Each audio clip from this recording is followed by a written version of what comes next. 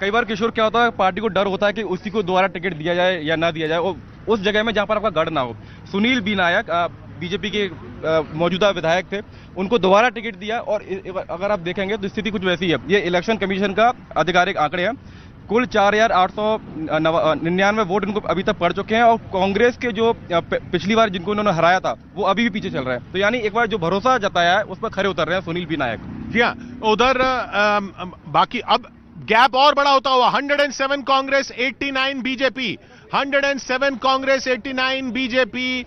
इस वक्त 18 सीट्स का गैप होता हुआ 18 सीटों का गैप बड़ा हो गया है बीजेपी के लिए, लेकिन कांग्रेस अभी भी 113 के पास नहीं है, 113 के पास नहीं है। देखिए, बड़े बड़े लीडर्स जिनकी हम बात कर रहे थे, जिनके बच्चे इस बार इलेक्शन लड़ रहे हैं, जैसे हमने बताया यशवंतपुरा की बात हो, या जो आनंद के जो बेटे इस बार लड़ रहे हैं, सिद्धार्थ, जो मैंने बताया कि और बड़ा हो गया गैप 8709, कांग्रेस 113 की तरफ बढ़ती हुई। और यहाँ पर आप देख रहे हैं कि पूर्व सीएम जो एस बंगरप्पा के बेटे हैं, उसमें भी बीजेपी, सिटिंग एमएलए बीजेपी का था, लेकिन वो भाई हार रहा है, और कांग्रेस वहां पर भी लीड कर रही है। मधु बंगरप्पा आगे चल रहे हैं सौरभ सीट से, कांग्रेस से मधु बंगरप्पा, कुमार बंगरप्पा बीजेपी से, मधु बंगरप्पा कुमार बंगरप्पा को हराते हुए कांग्रेस बीजेपी को हराती हुई।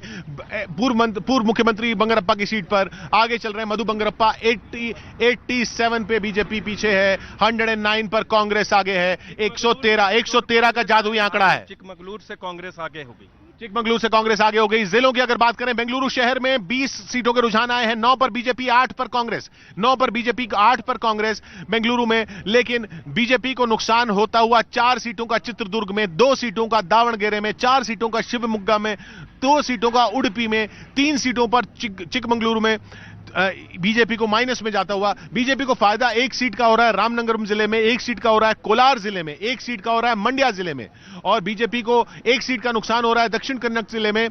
कोडगु में 2 सीटों का नुकसान हो रहा है बीजेपी को। 20 का गैप हो गया, 108-88, कांग्रेस 108, कांग्रेस आगे निकलते हुए 20 का गैप हो गया, और अब बीजेपी के लिए खेल बहुत मुश्किल होता जा रहा है।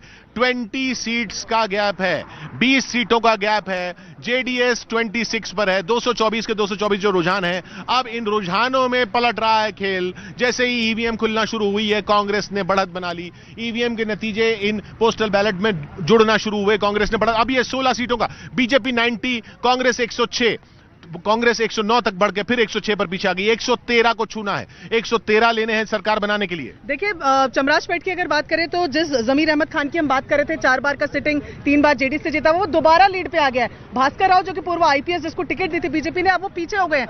ये ईवीएम खुलते ही हम अलग अलग डिफरेंसेस देख रहे हैं। चमराजपेट में फिर से आईएनसी लीड कर रही है। जी हाँ, उधर मानव आपके पास क्या है?